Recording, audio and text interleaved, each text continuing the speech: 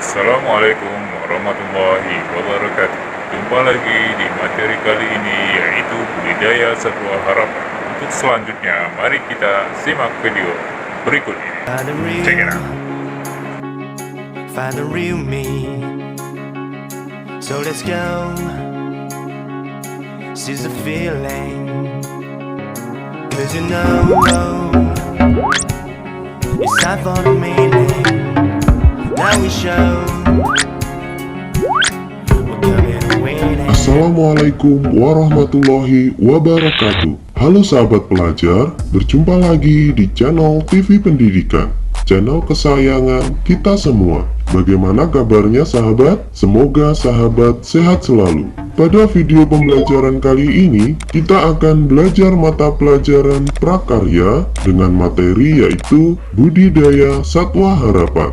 Baik, apabila sahabat sudah siap, mari kita mulai video pembelajaran ini. Perkembangan usaha peternakan yang ada pada saat ini sudah mengalami perubahan yang cukup signifikan.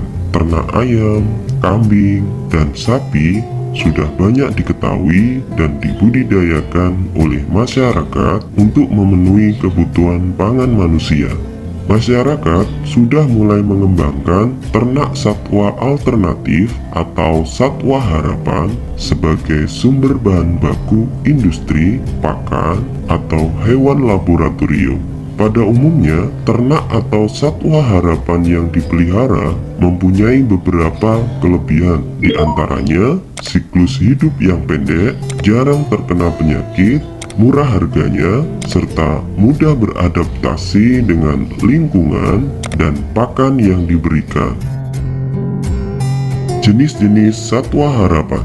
Berikut contoh satwa harapan yang banyak dibudidayakan masyarakat.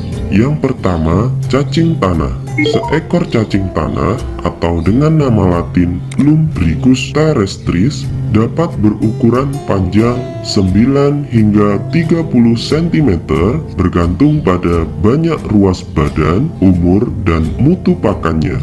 Cacing tidak punya tangan, kaki, ataupun mata. Di dunia ini ada sekitar 2.700 jenis cacing tanah.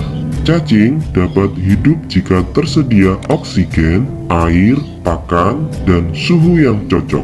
Jika keempat kebutuhan tersebut tidak terpenuhi, cacing akan mencari tempat yang cocok. Kotoran cacing tanah mengandung nitrogen, unsur hara penting bagi tanaman. Kotoran cacing ini membantu mengikat partikel tanah menjadi agregat-agregat sehingga struktur tanah menjadi baik.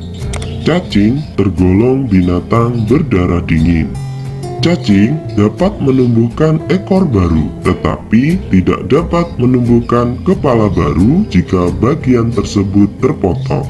Bayi cacing tidak dilahirkan. Mereka berada dalam kokon berukuran lebih kecil dari sebutir beras. Meskipun tidak punya mata, cacing dapat menangkap sinar, khususnya pada bagian tubuh terdepan, bagian kepala. Mereka bergerak menjauhi sinar, dan kulit cacing akan menjadi kering jika terekspos sinar dalam waktu yang lama, sekitar 1 jam. Jika kulit cacing kering, ia akan mati. Cacing tergolong binatang hermaprodit atau berkelamin ganda. Setiap cacing mempunyai organ jantan maupun betina. Cacing kawin dengan cara menyatukan bagian clitellum atau bagian membengkak di dekat kepala pada cacing dewasa dan bertukar sperma. Setiap cacing kemudian membentuk selubung telur dalam clitellum. Yang kedua, jangkrik. Jangkrik atau cengkerik adalah serangga yang berkerabat dekat dengan belalang. Jangkrik memiliki tubuh rata dan antena panjang. Jangkrik jantan memiliki suara yang khas. Suara ini digunakan untuk menarik betina dan menolak jantan lainnya. Suara jangkrik akan semakin keras dengan naiknya suhu sekitar. Di Indonesia, tercatat lebih kurang ada 123 jenis jangkrik. jenis Gryllus testaculus dan Gryllus mitratus banyak dibudidayakan untuk pakan burung dan ikan. Menurut keyakinan yang berkembang di masyarakat, burung yang makan jangkrik akan rajin berkicau, dan ikan arwana yang makan jangkrik maka tubuhnya akan menjadi indah berkilau. Di habitat aslinya, jangkrik hidup aktif di malam hari.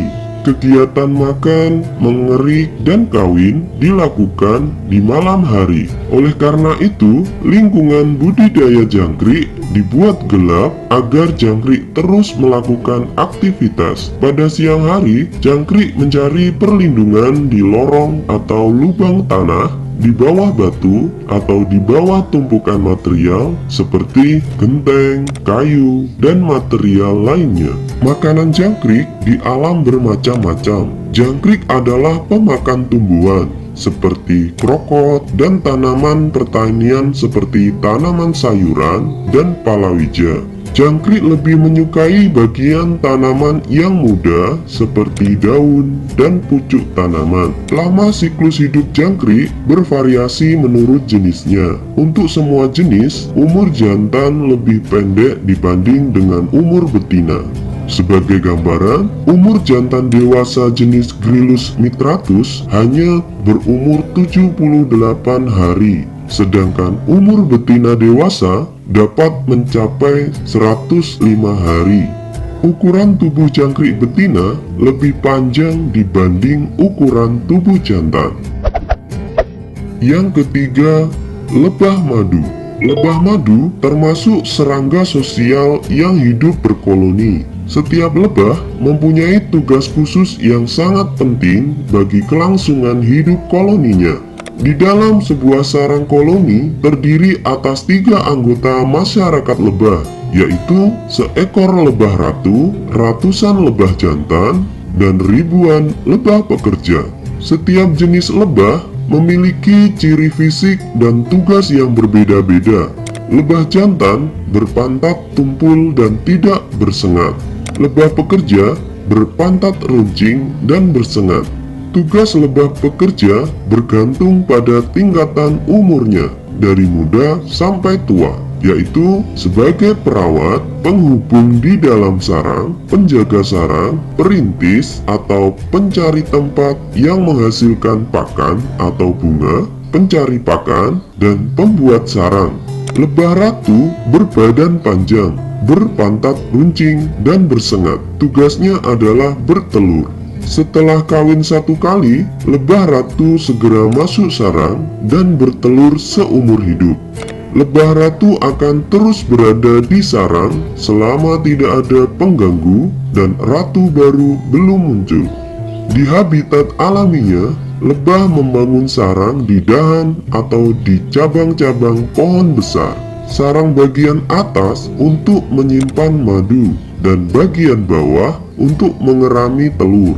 Secara tradisional, lebah madu banyak dipelihara masyarakat desa di sekitar hutan dengan menggunakan gelodok dari batang kelapa atau randu. Hasilnya, madu dan larva lebah. Satu sisir sarang lebah dapat menyimpan madu antara 15-20 kg dan 3-4 kg lilin.